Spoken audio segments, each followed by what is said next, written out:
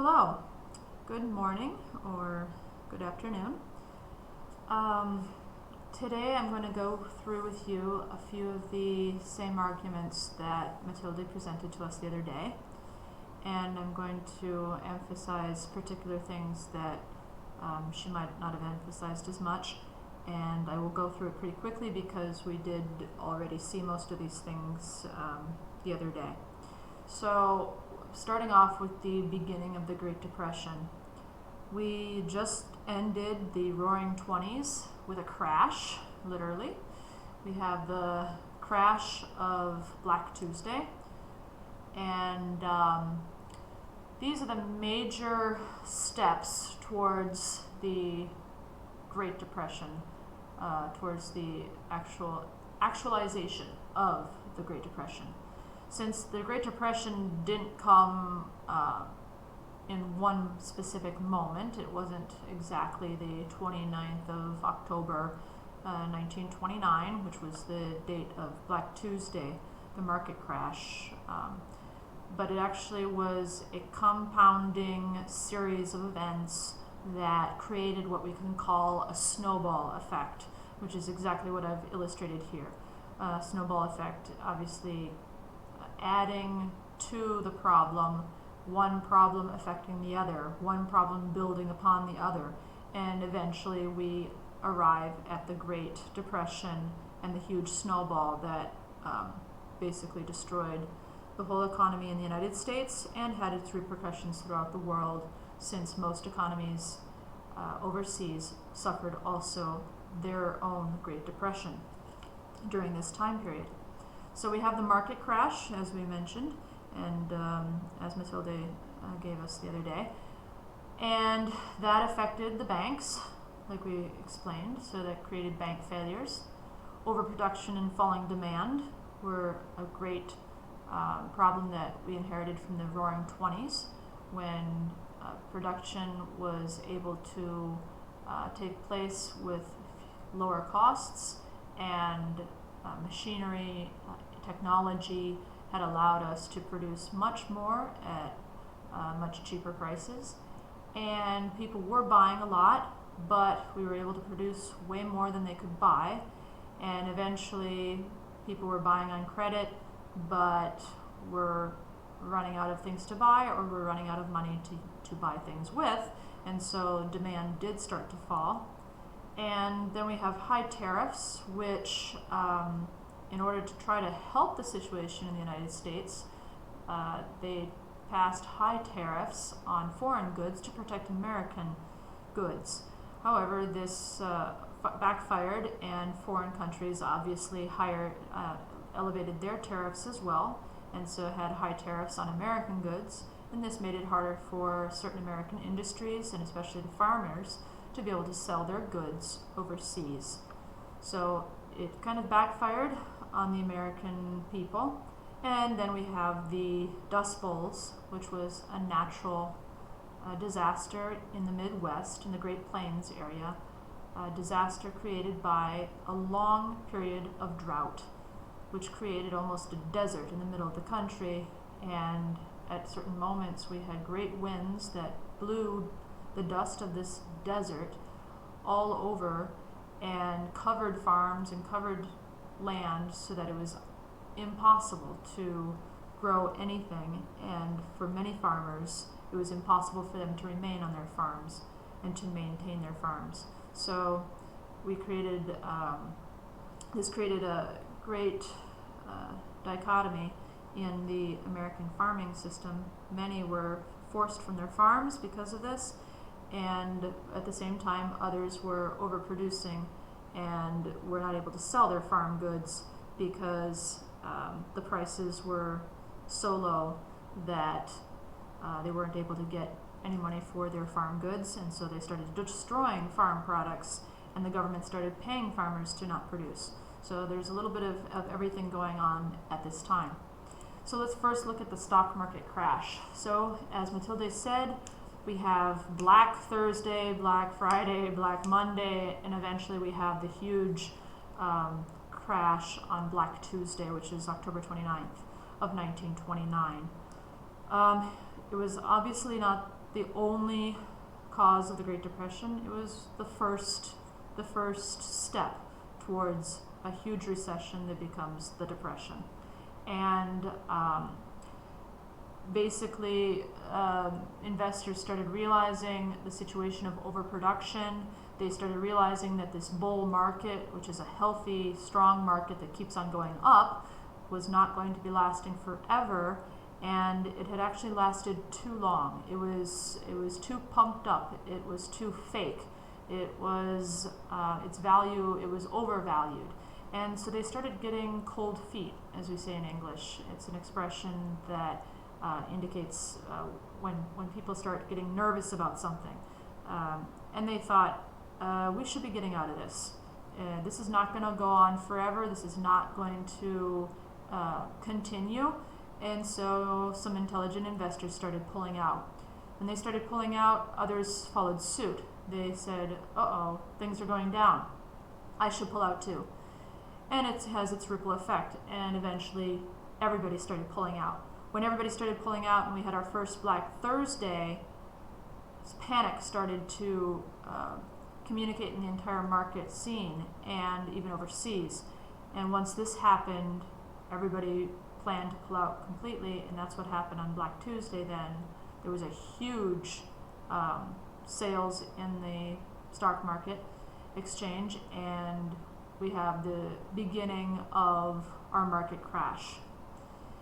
This obviously had its repercussions on the banks, because as I explained when Matilde was giving her presentation, the banks were dependent upon the market in two ways. One, depositors in the banks had placed their money in the banks, and the banks, in order to get more money and to raise more money, to make the value go up of their depositors' money, they decided to invest in the stock market as well. So they invested depositors' money. And then there were others who asked the banks for loans in order to invest in the stock market. And so, excuse me, doubly the banks were influenced by this market crash. And so when they needed to withdraw their money from the market, they had lost most of its value. And when the debtors towards the bank were to pay back their loans, they could not, because they had lost all of their money in the stock market. So they foreclosed on their loans, and the banks could not give back to depositors the money they had deposited. And this caused panic in the bank industry and bank runs. So people ran to the banks to pull out their money because they were afraid that they were not going to get any money. It was better to get 50 cents on the dollar than to get 20 cents on the dollar, or to not get any cents on the dollar. And eventually, most of the banks in the United States failed during this time. Then we have the problem of overproduction and falling demand.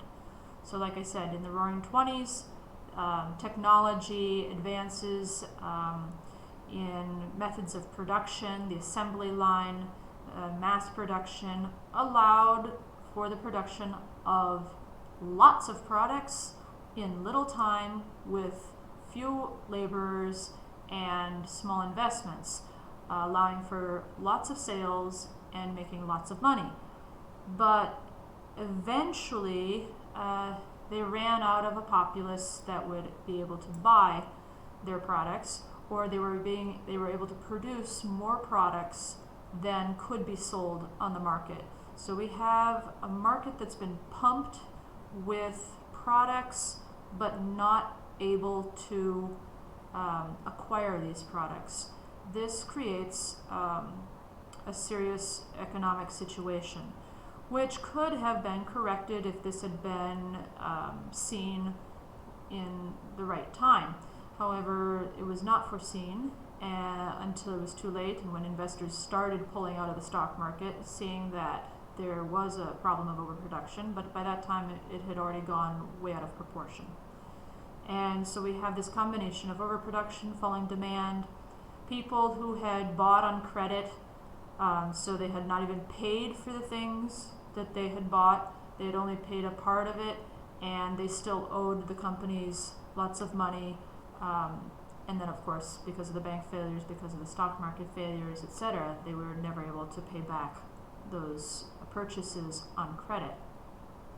So, the next major difficulty, I tried to group the difficulties into 5 major areas. The next one is the high tariffs. So, unfortunately, the attempt to protect the American industries from overseas competitors led the United States to pass the Tariff Act of 1930, allowing for the tariffs on foreign goods to be raised so that American goods would be protected and Americans would buy American goods. However, this triggered the foreign nations to raise their tariffs on American goods and did not allow Americans to sell their goods overseas. And so our world trade fell by 2/3 in this period. And obviously that hurt our economy as well. So it wasn't good for the American people in the end. It backfired. And then we have the Dust Bowl. I mean, we just look at these huge clouds of dust. They covered the entire middle part of the United States. They destroyed farms. They wiped out towns, and they killed not only crops but also livestock and people. Their lungs would be filled with dust, and you essentially couldn't live there anymore in these areas. So thousands and thousands fled this region, and one of the most important pieces of American literature, I think, and especially of this period, was written about a similar situation of the Dust Bowl and a family leaving the area and moving west to California. And that book is John Steinbeck's The Grapes of Wrath. So I think, I'm not sure if you read it in your program, but it's probably one of the greatest pieces of literature, American literature, and it talks specifically about this period and about this circumstance. So, I wanted to present to you the faces of the Great Depression. More than anything, we quickly went through the causes, and Matilda did a wonderful job at presenting the whole picture of the Great Depression. I wanted you, most of all, to be able to enter into this period of history and try to understand from the perspective of an ordinary American what they would have lived through in this time period, what the feeling would have been. Remember, too, the slideshow that we did on individualism, and you had your essay, right? So remember the individualistic spirit of the Americans, and remember some of the characteristics of individualism. That self-respect, that devotion to the principle that if I work hard and I sacrifice, I can achieve that American dream, right? And it's important that I'm able to do it on my own. That self-respect that comes from that individualism. Well, in this period in our history, in the American history, this individualism is really put to the test, and we see people who had that self-respect and that pride in their own abilities, in their own hard work. It all vanishes. It all disappears in an instant, and people no longer can make ends meet on their own. They no longer have that job. They no longer have that self-respect and pride in being able to take care of their own families and work with their own hands and produce something. They no longer have that American dream. It's all been wiped out, almost in an instant. It's all been wiped out. And as you see in these pictures, there's a sense of desperateness, a loss of hope, really a sense of fear, uncertainty, and even shame. And I've included in this slideshow a number of testimonials to help you really enter into the feeling of these people. But each of the testimonials also talks about specific difficulties that were faced by people during the Great Depression. The first testimonial is from Virginia Durr, who becomes a civil rights activist.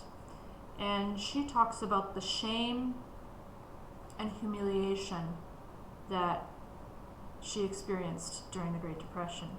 And she also talks about a number of very specific things that are important to consider and to think about.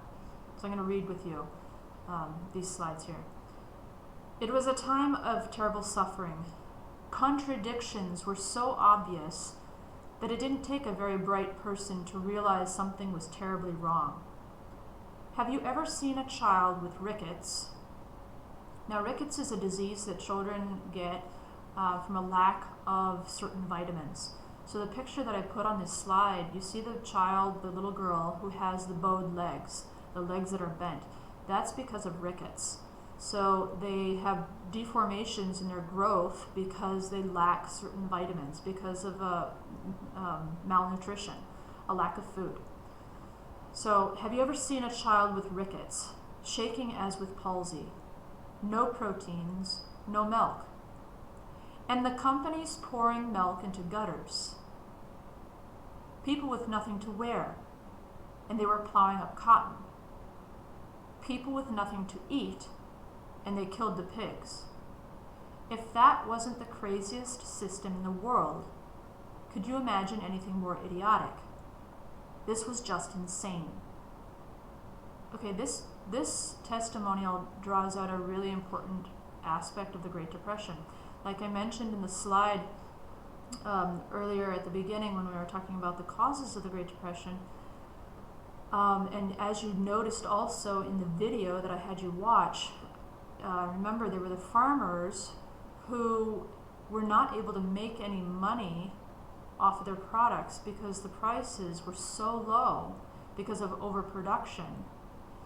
And so they started to destroy their livestock and their crops, plow up the cotton, kill the pigs, and they were pouring out the milk. Remember in that video, they were pouring out the milk. They were destroying the farm products so that they would force the prices to go up, because if you have fewer products to sell, prices will go up. Each thing will become more precious and will have a higher price. So they could start making money again. But it's so idiotic, it's so contradictory, because then there were many other parts in the country where children or families could not even afford the low prices, could not even afford those farm products and those food products to feed their children properly. And so American children were suffering from diseases of malnutrition. While at the same time, the farmers were destroying their crops and pouring out their milk. Now, if they had given that milk that they were pouring out into the gutter to those children who didn't have milk, I mean, can you just imagine how crazy this situation was? Contradiction, dichotomy. And people blamed themselves, not the system. They felt they had been at fault. If we hadn't bought that old radio, if we hadn't bought that old secondhand car. People who were independent, who thought they were masters of their lives. Here we have our individualism coming out, right? They were independent. They were master of their own lives. Were all of a sudden dependent on others, relatives, or relief. For example, the government, which is the first time that these people are feeling this dependence. And of course, for the Americans, this is a source of shame and humiliation. People of pride went into shock and sanatoriums. Sanatoriums are like crazy houses, right? My mother was one. So Virginia Durr's mother went into a sanatorium. The Depression changed me too. It was the first time I had seen the other side of the tracks. The other side of the tracks means the other side of life that I had not experienced because I was from a different level of society, for example. So, the rickets, the pellagra, that's another disease that people get because of malnutrition. It shook me up. I saw the world as it really was. The Depression affected people in two different ways. The great majority reacted by thinking money is the most important thing in the world. Get it for your children. Nothing else matters. Not having that stark terror come at you again. In other words, that horrible fear of lacking things, of not having enough to eat, of not having enough to be able to pay, for food, clothing, shelter. It became a sense of panic. Even after the Depression, even after things got better, people who had lived through that moment of lacking, all of a sudden they couldn't change. They couldn't change the mentality that had set into them. And so there was that terror within them of not having something. And then there was a small number of people who felt the whole system was lousy. You have to change it. But no one seemed to know what to put in its place. So there's this general sense of something's wrong, it's all wrong, everything's messed up. But what are we supposed to do to fix it? What's the right thing to do? How can we get out of this? Almost a sense of helplessness, frustration, and just a loss. Like, where do we go? What do we do? The next testimonial is from Wanda Bridgeforth. Wanda was from the Chicago area known as the Black Metropolis, so it's the black ghetto, if you will, of Chicago. And she talks about it from the point of view of the African Americans. In the Depression, men could not get jobs, and especially black men, Bridgeforth said. Here was my father with a degree in chemistry, and he could not get a job. So he's a well-educated man, developed man, and he can't find work anywhere. This obviously, again, is a sense of shame and just embarrassment and a source of depression, psychological depression for any man. Bridgeforth's father was humiliated, she recalled. He fell apart, so her mother took what work she could find as a live-in domestic worker. So remember, we talked about this too with Matilda's presentation, where the women in many cases were able to go out and actually find jobs that men couldn't do, and many of the men were not able to find jobs because the factories closed down or the mines closed down. Or in this sense here, he's a chemist, right? There's no place for him to work, and especially as a black man. And however, her mother can find work as a domestic worker. So her mother, in order to bring some money home to the family, is forced to go out and work. Bridgeforth, who was in grade school, was boarded out. Okay, so the family couldn't even keep their children. They couldn't keep them, they couldn't feed them and clothe them, so they had to give them away. My mother told me that this is the way it has to be, Bridgeforth recounted. So we either do it and survive, or don't do it and don't survive.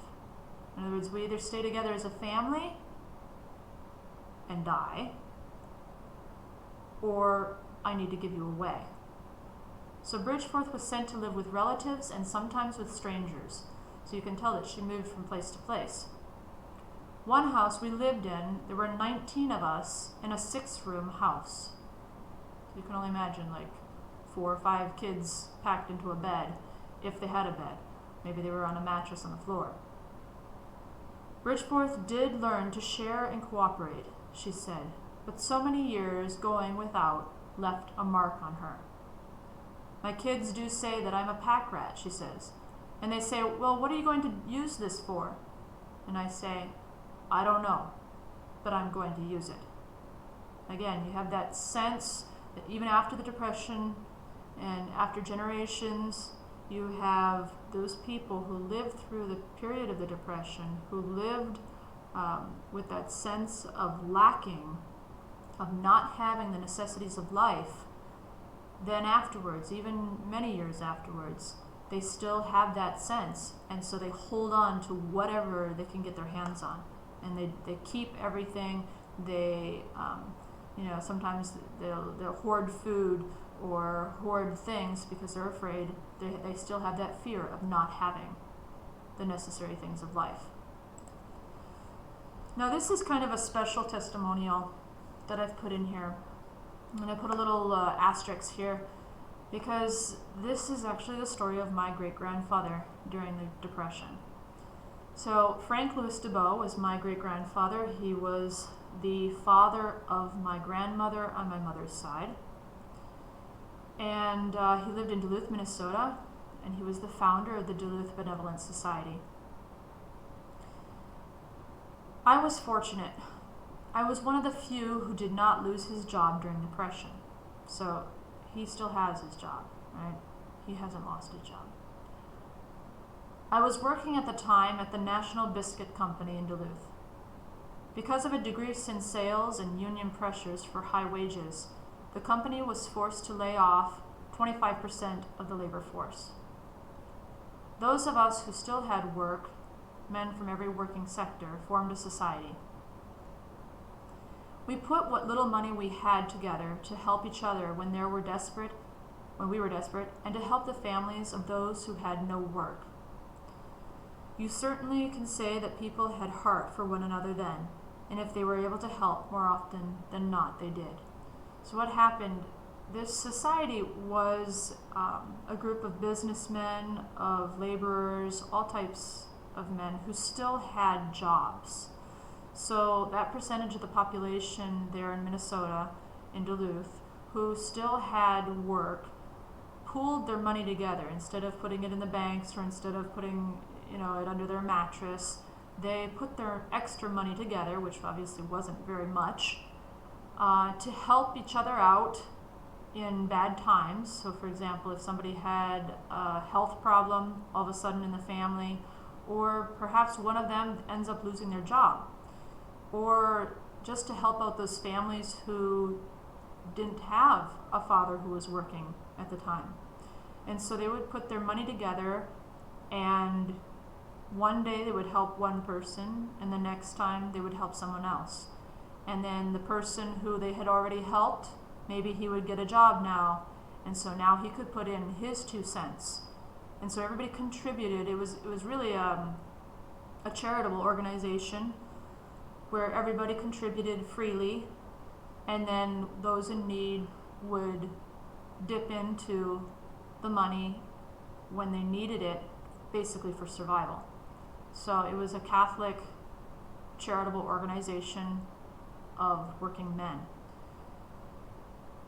I would bring home broken crackers and cookies that couldn't be sold, and would make stops at all the homes of our friends who didn't have work. So they didn't have work, so usually they didn't bring home a lot of food for their families. So he takes the broken crackers and cookies that were on the shelves that they couldn't be sold, so they would have been things that they would have thrown out because they weren't able to be sold in the supermarkets, and he would bring them home, and he would stop by all of the homes of those who didn't have work and those who didn't have money for food, and he would drop off the crackers and cookies at all the homes. Their children looked for me in the windows. They called me the Cookie Man. My wife, too, would make meals for 20 a night, because there was always a line at our door of hungry, jobless men and hobos to feed. So here we have the hobos, who are wandering men who are looking for jobs, looking for work, who go from city to city and place to place, really without any homes or opportunities, and they're looking for jobs, anything that they can get to feed themselves and their families. And so they would make food every night, extra food, because there weren't 20 of them in the family. They would make lots of extra food every night because they knew that there were going to be lots of men that didn't have any food that would be coming by. And they would allow them to come on their back porch, and they would all eat every night from their nightly meal.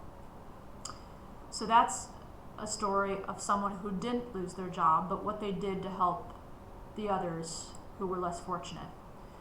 And Ted Kooser is a farmer in the Nebraska plains, and he talks about life on the farm instead.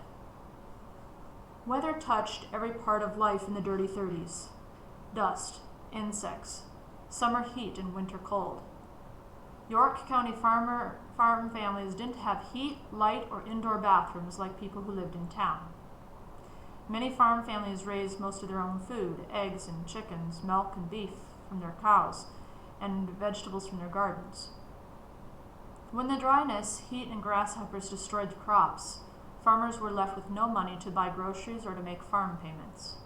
Some people lost hope and moved away. Many young men took government jobs building roads and bridges. Remember all the agencies and the programs that were created by FDR during the New Deal. In 1934, a huge dust storm covered our farm. So this is during the time of the Dust Bowls. I remember going outside afterwards. Everything was covered with 3 or 4 feet of dust. It took us a week to dig out the truck and a few possessions. My family was forced to abandon everything. My father packed what we could in our truck, and we lived in that truck. We moved west looking for food, work, money, any chance we could get. We didn't have much luck, but we survived. So here we have the story of one of those farmers who was forced to move from his farmland and abandon his farmland because it was completely covered by the Dust Bowls and there was nothing left for them to do. Nothing was salvageable.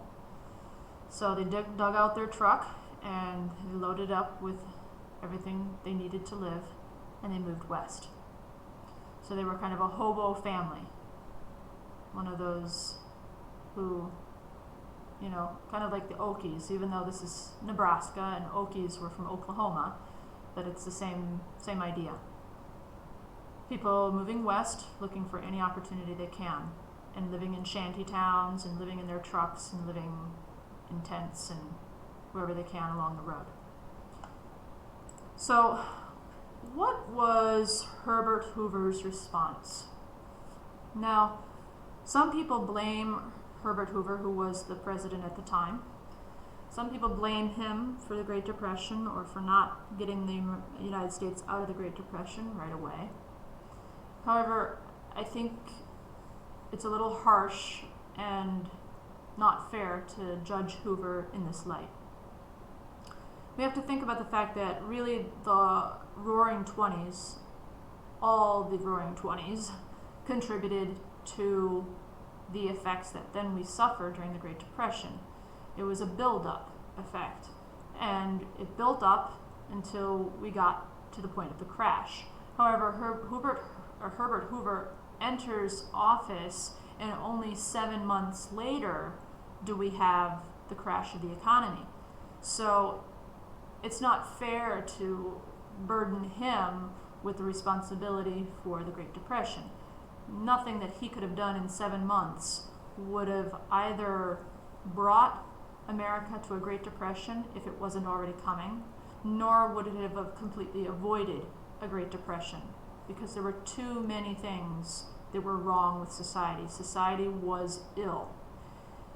Also, we have the stock market crash in October, but like most serious conditions and difficult situations in history, nobody really knows how bad things are going to get. Nobody can really predict where the situation is going to go. This is true if we're talking about a war. This is true if we're talking about an economic situation like we are now. You can't foresee how bad things are going to get, how far they're going to go, really. We today have the benefit of hindsight. We have the benefit of being able to look back at history and see exactly what happened and where things eventually, went. But Hoover and any of the people at the time living through this moment would not have really been able to predict how bad the situation was going to get or how far it was going to go. So, Herbert Hoover tried to respond to the crisis. He put into act a number of things that eventually also were then expanded and increased during the New Deal administration of FDR. So some of the ideas of the New Deal had already been started by Herbert Hoover. They weren't really novel ideas. He had already tried different relief efforts. But for Herbert Hoover, who was a Republican, it was very important to him to not violate the Constitution of the United States of America. After all, he had sworn to protect it as the president. To not violate the American principles that were in our founding fathers' documents of the Constitution and the Declaration of Independence, and the principles, most importantly, of limited government. Our system of government, as it was founded by the founding fathers, was not a socialist system.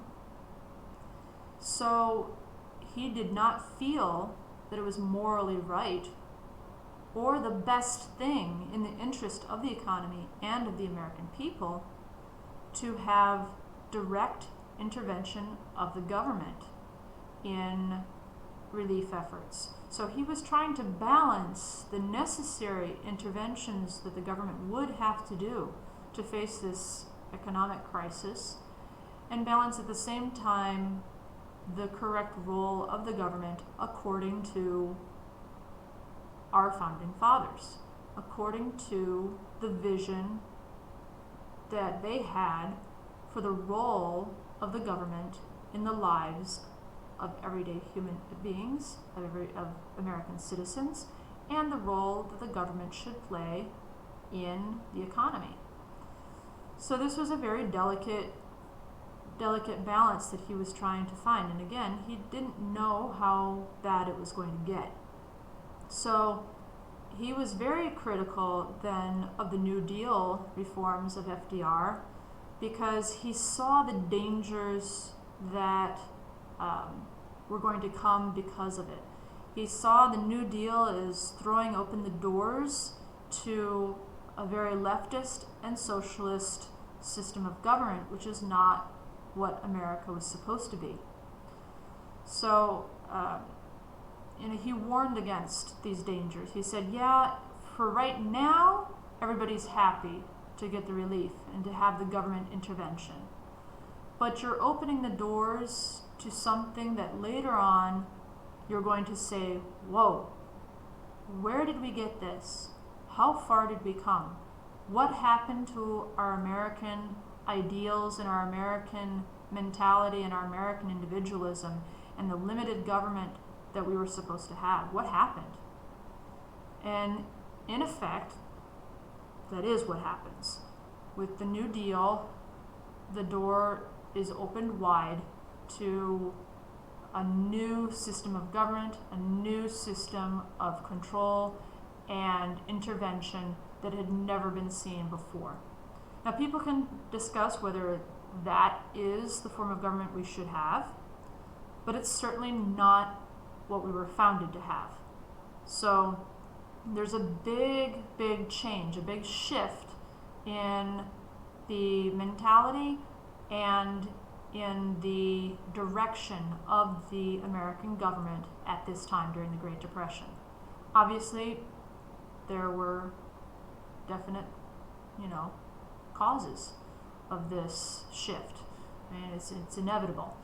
But it can be debated whether this shift should have been made or not. And then in the next lesson, we'll talk about the shift. We'll talk about the New Deal and FDR and how he tried to respond to this catastrophe of the Great Depression. And I have here your homework, which you should have already done, which is the reading of those pages 232 and 2243 in your book, and the Life in the 30s Great Depression video, which is a pretty good summary of the situation during the Great Depression. And I will see you later. Thank you.